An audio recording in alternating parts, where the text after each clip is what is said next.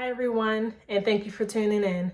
So today I'll share updates about how I feel about being a special education teacher. I'm in my second year as a special education teacher, and I have been an academic and literacy tutor for 7 years, and I also taught STEM for a year. So far as a special education teacher, I'm really enjoying the process.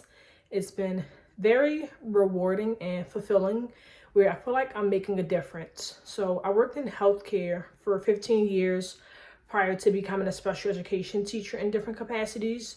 So to me, the roles relate because they're both roles where you're being of service to people. Both the education field and healthcare fields are positions where you're thinking about how can I be of service to someone in need in a monumental way.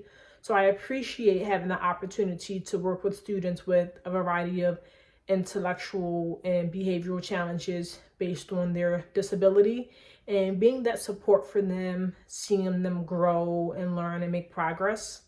I am currently working with students that I worked with last year. So over the past year, I've had the opportunity to learn about their strengths and weaknesses and to think about how are they working toward their IEP goals and what can I do to edit their goals to make sure that they're working to their full potential while working toward meaningful goals.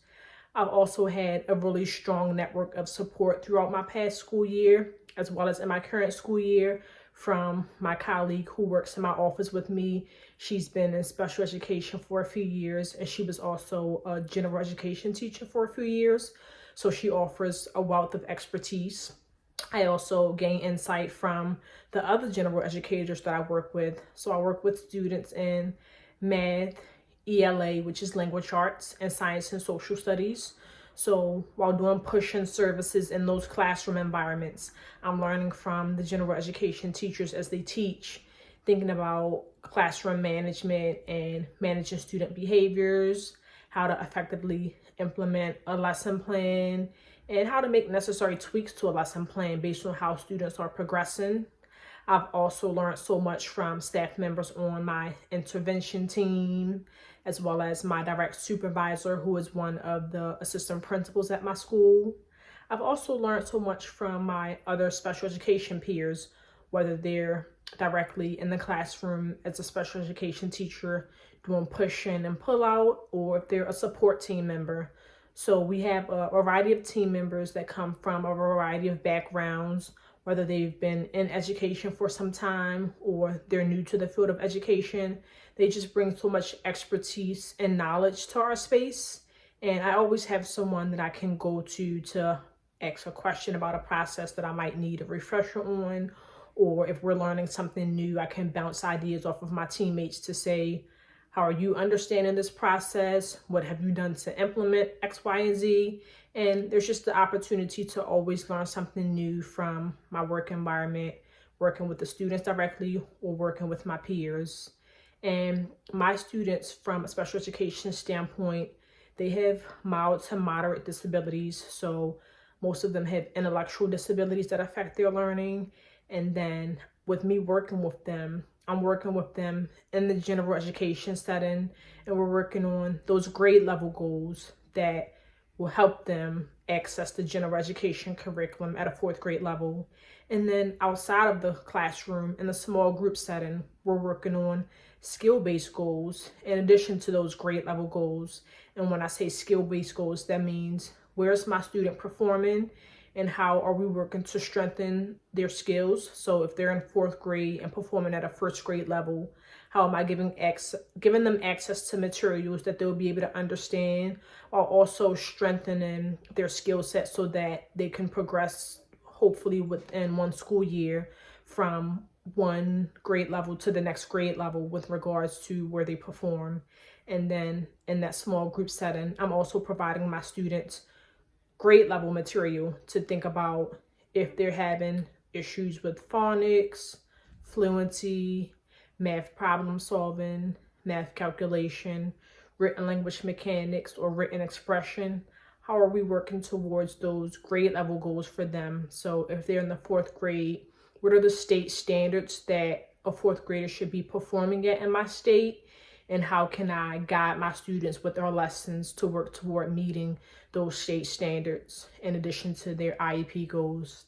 So when I think about our students' IEP goals, I'm looking at where is my student currently performing, and then how much growth are they trying to reach within what time frame. And I'm also looking at my students' objectives to see if we're in the first quarter of the school year, what objective aligned to their goal are they trying to reach by the end of the first quarter compared to an objective that they're trying to reach by the end of the second through fourth quarter. So guiding my students as the school year goes along to make sure that they're working toward those objectives based on their IEP goal.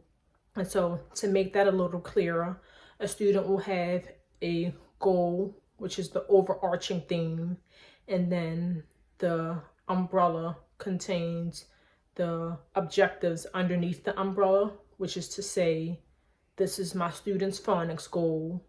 And these are 4 specific objectives that I want my students to have to work toward the phonics goal. And if you all want me to go a little deeper into goal setting, how to establish goals, how to write out a goal and objectives, I can do that in a separate video. But this video is really for me to highlight how I'm enjoying the process of being a special education teacher and learning, growing, engaging with my students and my peers, and progressing professionally and personally because of my role. So I have so many resources at my exposure, from a job coach, my supervisor, my IEP chair, my SPED team members. We have intervention staff members. I also work closely with my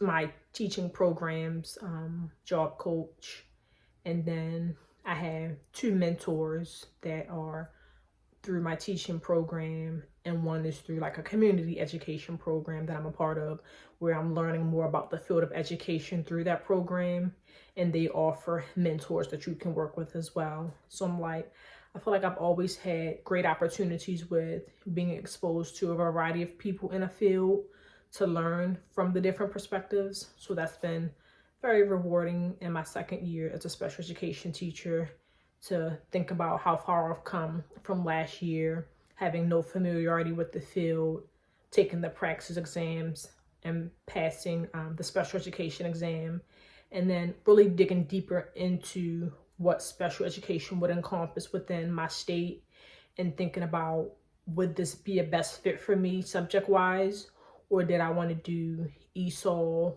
or like general education to teach one of the other subjects. So in choosing special education, I definitely think I made the right decision for myself. It's a suitable work environment that I'm working in. I'm working with a strong and talented team, and I also just have access to many resources to continue to grow in my space. And then I think in any space that you're in, learning is an ongoing process.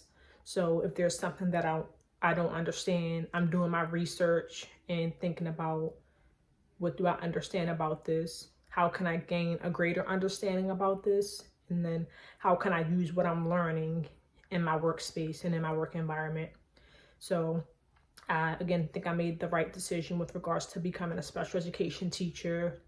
And I know that I'll continue to grow in my field because I look forward to learning and being immersed in my environment. And then my school support team is strong. And I also think about my long-term goals. So when I think about my long-term goals, I'm like, being that support for my students is one of my long-term goals. When I was making the transition from healthcare, I was thinking, do I want to stay in healthcare in the clinical space or try out teaching full-time? And then ultimately made the decision to teach, and it's definitely a welcoming decision for me. So if you have any questions, don't hesitate to reach out, and thank you for tuning in.